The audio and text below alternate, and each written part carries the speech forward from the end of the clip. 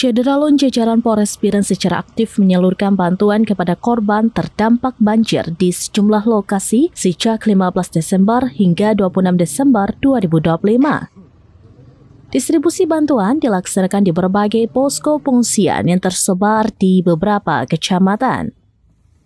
Kapolres Biren AKBP Tusca Cipta Herdani pada Sabtu 26 Desember 2025 mengatakan penyaluran bantuan ini merupakan wujud kepedulian dan kehadiran Polri di tengah masyarakat yang mengalami bencana.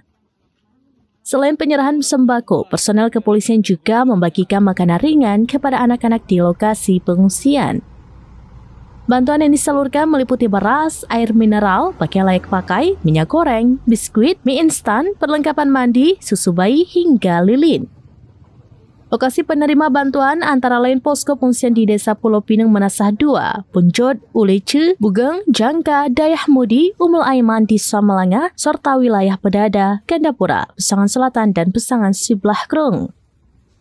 Polres Biren juga mendistribusikan bantuan ke wilayah terisolir seperti Desa Sarasirong Jaya Cempa dan Aluli Mengjuli. Kegiatan penyerahan bantuan di lapangan turut dihadiri oleh sejumlah pejabat utama dan personel dari berbagai satuan di lingkungan Polres Biren.